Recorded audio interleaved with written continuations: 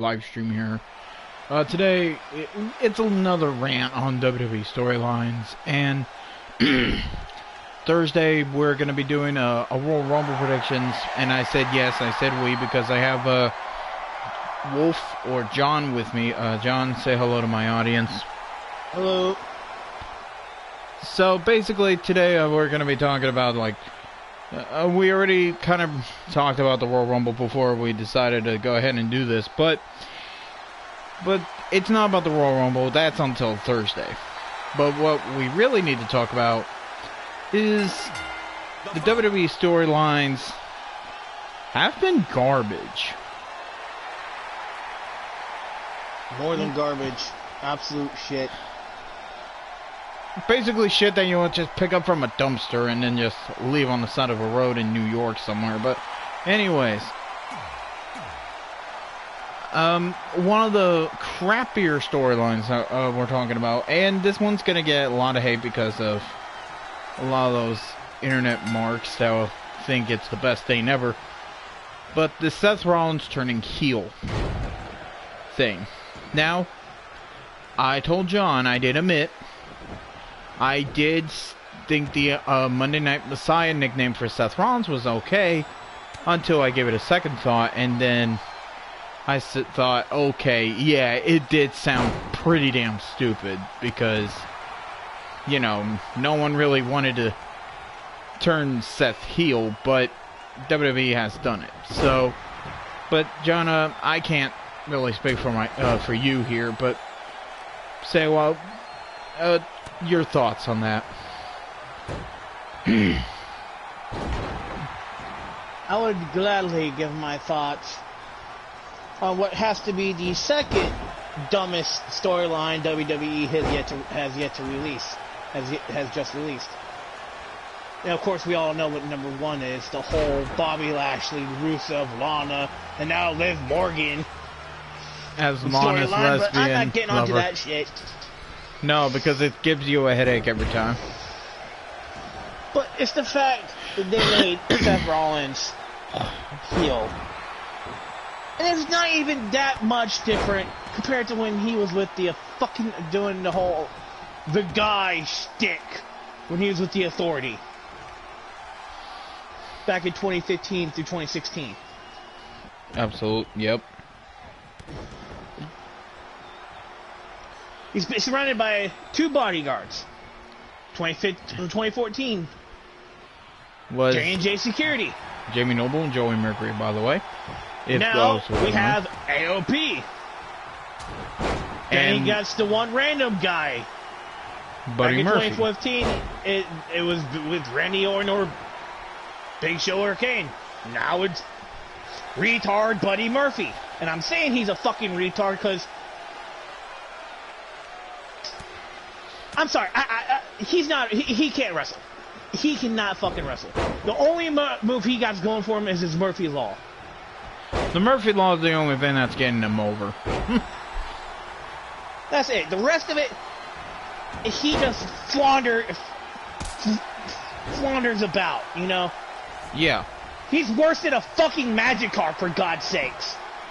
What? Core. If you ever notice, half of his matches are him just being flopping about, especially when he was facing Aleister Black. You can clearly see the difference of skill between the two. Yep. Clearly. Especially with Aleister kicking his head and his, like, jaw right out, but again, there's nothing going on. It's the same fucking shtick. And he's twice as annoying now with the whole Monday Night Messiah bullshit. No. And like the deal is that, like, you know, the AOP and Buddy Murphy are gonna be carrying my will.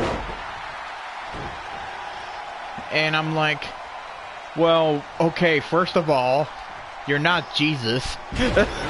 Second, what? It's just, you're right. It's pretty stupid. I mean, calling himself the Monday Night Messiah is pretty damn stupid.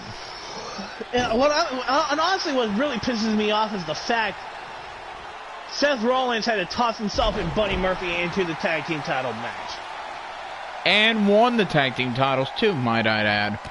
Now, I don't care the fact that a faction won the titles, but they missed a great opportunity to have two powerhouse teams go against each other.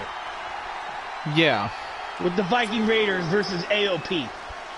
Yeah, and plus AOP is actually tag team caliber, not Rollins and fucking Murphy. I'm sorry, but no, you're right. They missed a golden opportunity. AOP versus the Viking Raiders. Two, maybe, beefy boys going off for the tag team titles. Four big buff motherfuckers going up against each other. And plus, Viking... No, instead we got... Seth Rollins and Buddy Murphy. A.K.A. Magikarp.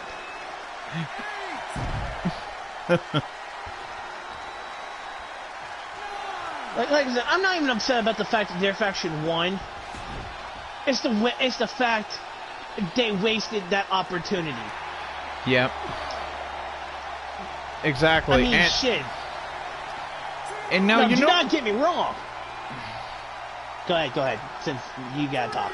Oh no, but and this is the sad thing. This whole thing, like planting the seeds of Seth Rollins being a heel, started with that whole Rey Mysterio nonsense when Rey Mysterio gave freaking Kevin Owens that pipe.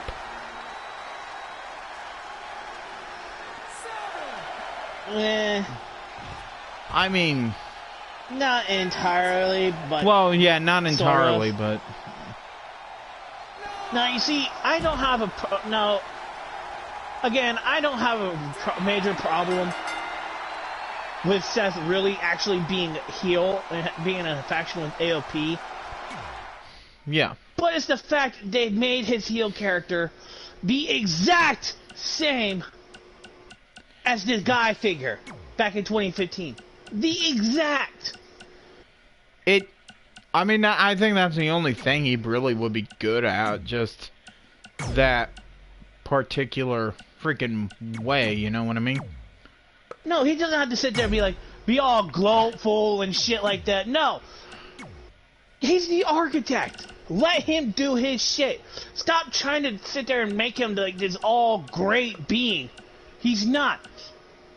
Because I get, because you know what, Seth Rollins can sit there and come up with schemes and stuff like that. Let him do his own fucking thing. Stop saying, let him work from behind the scenes, like he did in the past when the Shield first started up. Yeah. Let them attack whoever the fuck they want. No, exactly. Instead you got this whole, we gotta make Seth Rollins be this almighty cult leader. Which, no offense, CM Punk did it. Yeah. CM Punk did it first, Seth. But it's not your fault. It's WWE's fault. Because WWE wants to try to get everybody mind away from CM Punk. But can't do that. They can't do that due to the fact that they brought out the ice cream bars. Yeah. They did bring those back, actually. They rumored those to come back. Woohoo! I'm actually looking forward to those now. 8 years. 8 fucking years after CM Punk stated he wanted WWE ice cream bars. They finally bring them out. Yep. 8 fucking years. But enough about the ice cream bars. Which, goddammit, now I do want some myself too. But anyways. Yeah. Back to the whole... So, that's what I'm saying. It's not the fact that... so the fact that they made Seth Rollins heel, I do not hate. Right. The fact they had him join up with AOP, I do not hate. It makes AOP relevant again. Yeah. But it's the fact they had to have the same fucking gimmick as authority Seth Rollins, which drove almost every single fan of his insane. Yep. That, and they had to have Buddy Murphy, the fucking Magikarp, join them. Which I'm sorry, but I'm sorry I'm cutting you off here like multiple times here, John. I'm so sorry. But Buddy Murphy could have been fine on his own, but but go ahead. I mean, there is one, if they really wanted to make this team a fucking powerhouse, there is one person they could have fucking had join them. It's the one person right now who, great as a face, even way better as a heel.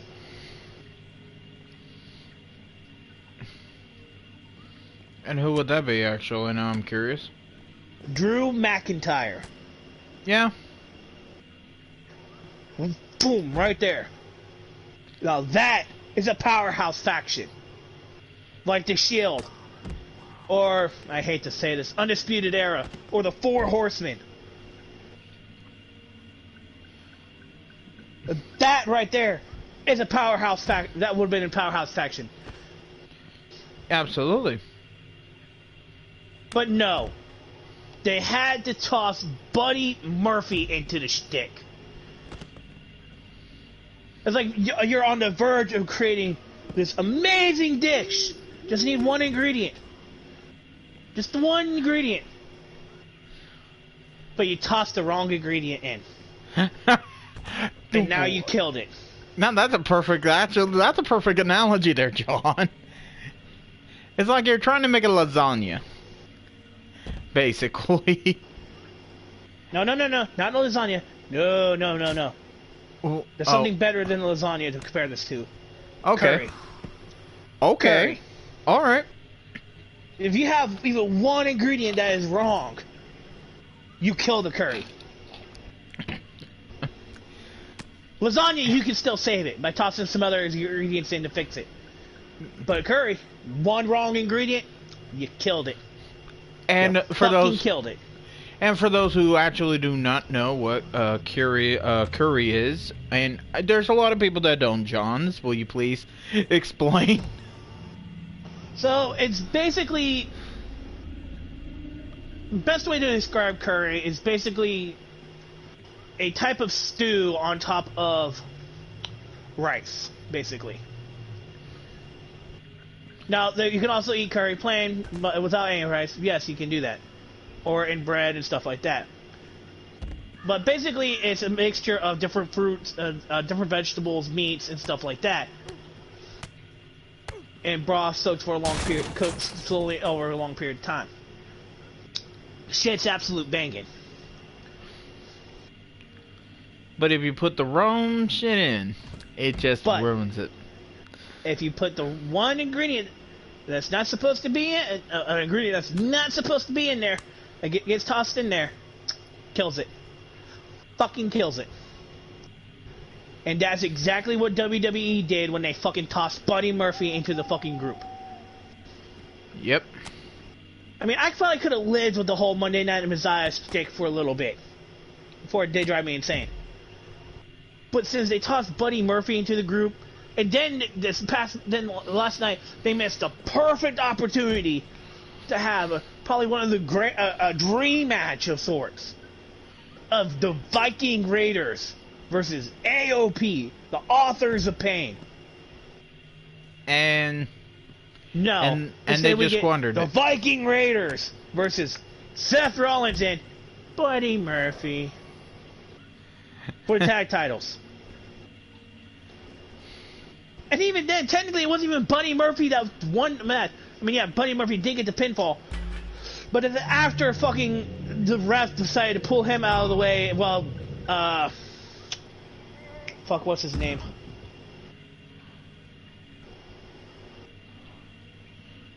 Was it like, I think it was Eric? Yeah, Eric. It was Eric. was hung up over the bottom rope, and then Seth Rollins hit him with the stop, and he just rode him over and got the pin. Yeah. I mean, Seth Rollins hit the finisher. You should at least let him tag in to get the win. No. No, Buddy Murphy took the credit.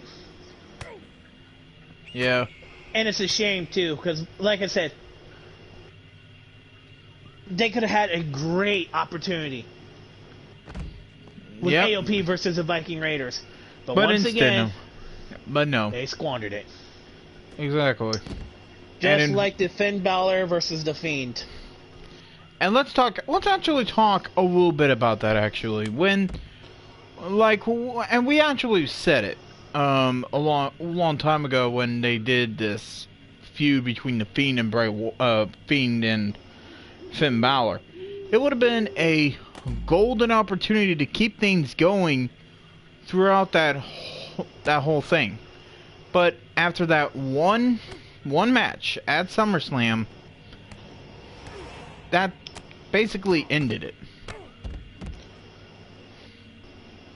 Yep. Now, however, there is a lot of people saying that it was a good thing that this whole thing was like a one-sided thing. Now, here's the reason why I say this. Because when the Fiend faced Finn Balor actually went back to his Prince Devitt days. When Fiend went up against Seth Rollins, it brought Seth back to being a heel. And then when the Fiend faced Daniel Bryan, he actually got that old look from back 2011 look. Which is 10 times better than that long hair and the long facial hair. It makes you look like a Psycho McNuggets or something like that. I don't know. I don't remember the name of him, but but it looks like 10 times better. And then just recently with the Fiend facing or Bray Wyatt facing friggin' The Miz, it actually helped The Miz come back, and now it's going back to the days of friggin' Miz and Morrison. So, I mean, I know it's a far stretch type thing, but, you think about it. Okay, so there's only technically one good thing that happened between all four of those matches that actually was good. And that was the Daniel Bryan going back to his old look and becoming face again. That was it. Yeah, that was only one good thing. The Prince Devitt shtick with Finn Balor, I mean, if he it's doesn't okay. have Luke Gallows and Carl Anderson, it just doesn't really work, Yeah. Then you got heel Seth Rollins. Now, again, mind you, I did not care the fact that he's heel. It's just I wish they could have done something different. Instead of going back to the fucking 2015 heel Seth Rollins. Give him a different heel shtick. Yeah, basically. And then the whole Miz and Morrison thing. I mean, didn't care for... I didn't really care for Miz and Morrison back in the old days. I don't care for him now. Honestly, I preferred The Miz back when he had his feud going on with Shane McMahon. Yeah. And then John Morrison, I mean, never a big fan of John Morrison, honestly. Really? Now, the Starship Pain, no, I did love that move. Yeah. What? And now here's my honest opinion. I think, I'm opposite. Actually, I did like John Morrison, actually, when he first came in as Johnny Nitro with Joey Mercury and Melina, part of M&M. They were good, but I wasn't gonna say they were great, but they were good. But then when they put Johnny Nitro into that ECW Championship finals against CM Punk to replace Benoit because of I don't really want to say it, but I mean, and it elevated him a little bit, but not by much. But anyways. But you know what? Speaking of storylines, and I think we'll just end it on a very great note. What do you think of this whole, what do you think of the WWE deciding to keep this whole thing with Roman Reigns and Bitch Corbin? I'm not calling him King Corbin, everybody, because he is not a king. Trash. Absolute trash. Yeah, and who would have thought that, and who would have thought that a freaking can of dog food be involved in this damn rivalry? Like, what the fuck? It's stupid. They're trying to make it at least somewhat entertaining on SmackDown, but nothing's ever going to compare to the moment when Dean Ambrose, aka Jon Moxley, brought the hot dog cart to ringside. And that was on Raw, too, actually. That was the sad thing. The can of dog food shtick, retarded. I mean, I do enjoy the fact that they brought back the Usos. Loving that. Well, now speaking of the Usos, though, what do you think, though, of their haircuts? Do you like it better like that, or do you like them better when they have the long hair? I mean, technically their hair is still somewhat long, but I mean, I think it looks a little nicer. That it's like kind of trimmed a little bit, in my opinion, at least. No, if we're going to end this on a great note, we have to talk about the one show we really hardly ever talk about. NXT.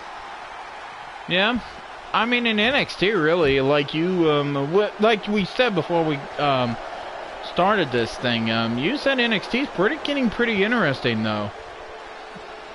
I mean, with Keith Lee and having this whole thing with him beating up... Era. Yeah, with him and Undisputed Era.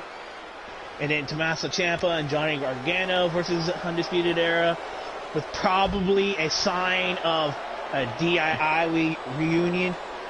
And I was actually telling you that they actually were making a shirt to make a comeback on it, because it was and if you don't, those who have not seen the shirt design, I would recommend Google searching DIY t-shirt design 2019 or 2020, because this is what I meant.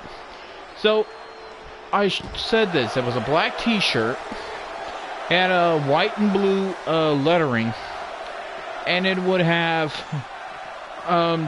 Tommaso Ciampa's rebel flag with the black heart on it, but it would, on the heart would be Johnny Gargano's half sad, half happy face, and then it would have I think it would have Ciampa on the top one, and then Gargano's name on last name on the bottom in the back, and it would say, and have the saying, "We are NXT." So it could hint that it would be it would be interesting, though, if they came back as a tag team, because I mean, actually the whole thing with Johnny Gargano being a singles guy, I mean, don't get me wrong, it works, but not to an extent.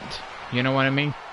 Because when he was challenging for the NXT title, he kept failing until he finally caught on.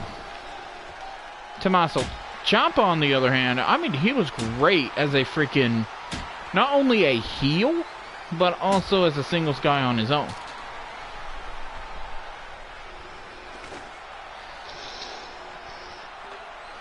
But, yeah. But I think the star of the show, though, is Keith Lee, though, because... Oh, yeah. I mean, and I'm glad they're actually booking Keith Lee right. And, I mean, Survivor Series, when they had that Team Raw versus Team SmackDown versus Team NXT thing, and at the end of that match where, you know, Roman Reigns did end up winning for Team SmackDown, there was that handshake between Reigns and Keith Lee, because Reigns knew that freaking Keith Lee was, you know, he could be a future. And You know what? I can't blame him.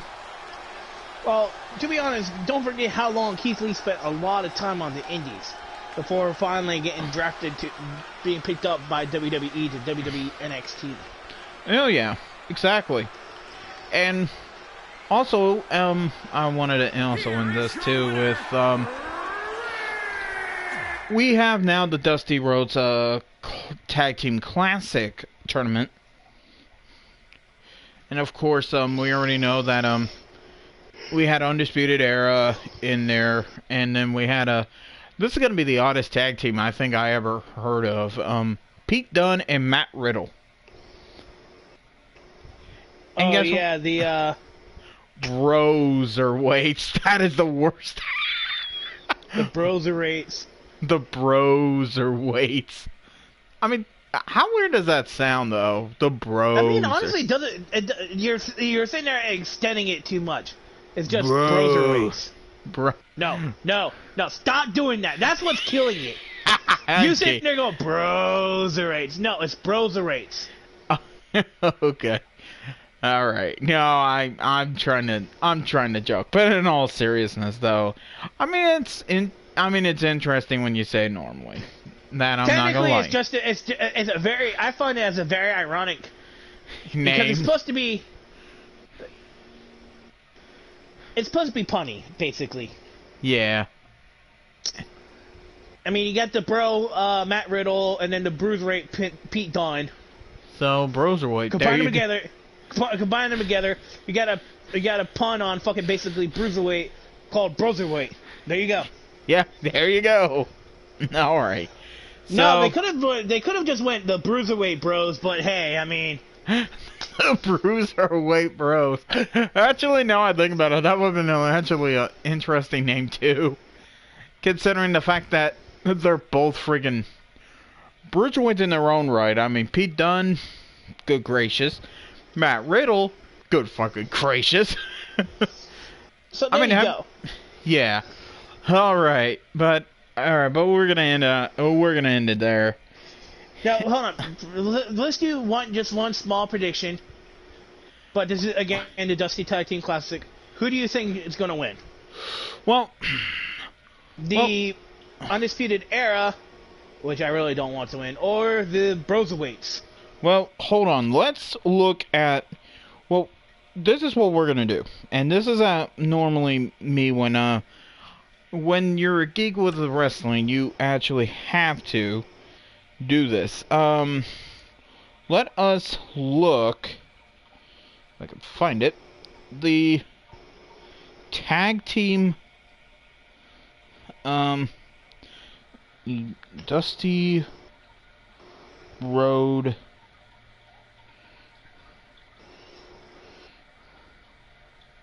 Although I never understood why they called it the Dusty Road Classic, when Dusty Road wasn't really much of a tag team competitor. Well, the reason why, this is kind of my reasoning, and this is kind of a reason. When WWE had looked back on the career of Dusty Rhodes as a booker would extend upon with tag teams.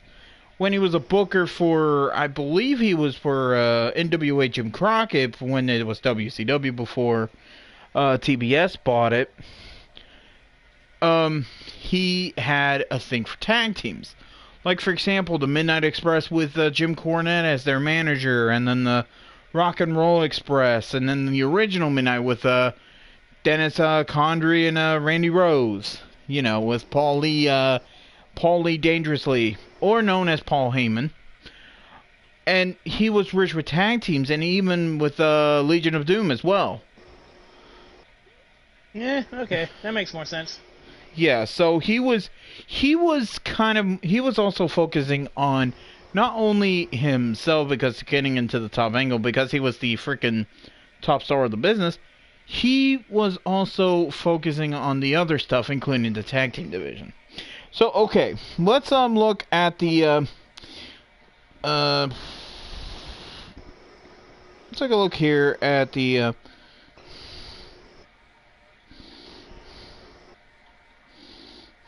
Because I believe the semifinals are tomorrow, right?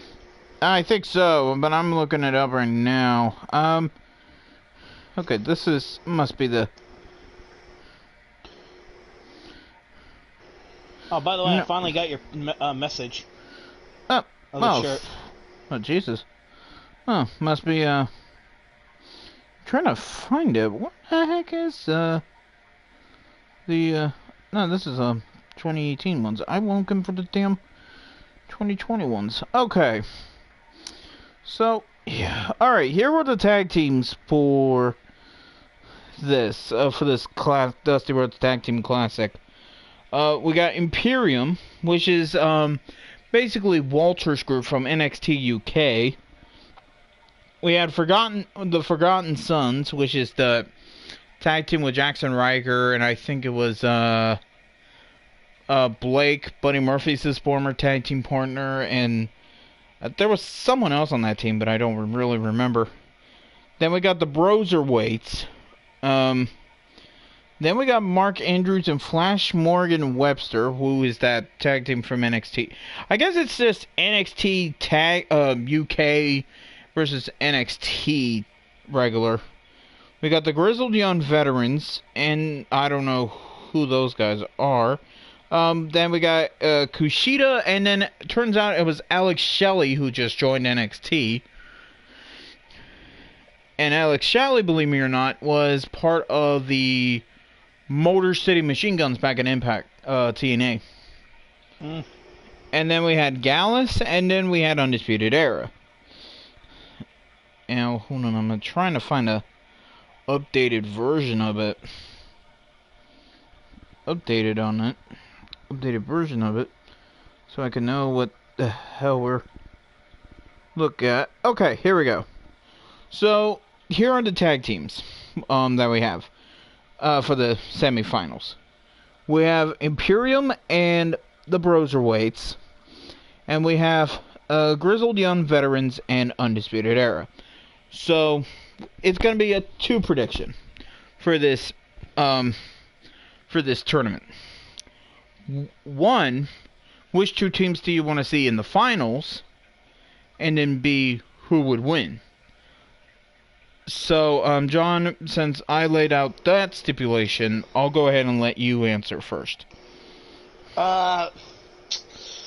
Grizzled Young Veterans and the Broserweights, because I don't care for Imperium, nor do I care for Undisputed Era. And then, you know what? I'll be honest. I want to see the random tag team of that is the Broserweights to win. All right. Well, all right. Well, the tag team I think I would go with is the tag teams that I would think go in the finals would be Matt Riddle and Pete Dunne, the Broserweights, and then Undisputed Era. However, I'm not gonna let Undisputed Era win. We'll have Pete Dunne and Matt Riddle win. So basically that's going to be my prediction. It'll be the Broserweights versus Undisputed Era, and then the Broserweights win the tournament. Alright, as long as we have the same outcome. Yeah, same outcome. Well, and we'll see when we have the NXT TakeOver on Saturday, because Sunday's going to be the Royal Rumble. And everybody tune into that live stream on Thursday, where me and John are going to do predictions for it. And I'll make sure to find the match card to see what we got, and then we'll go from there. But until Thursday, I'm Cameron. That will have been John. John, any last words you want to say before we hop off?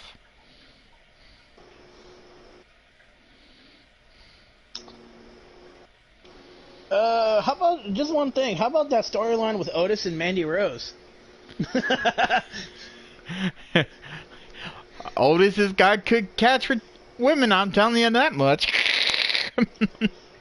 Yeah, I think Mandy Rose wants to get hit by that caterpillar, if you catch my drift. God damn it. Oh, I should have known you were going to say that. God damn it.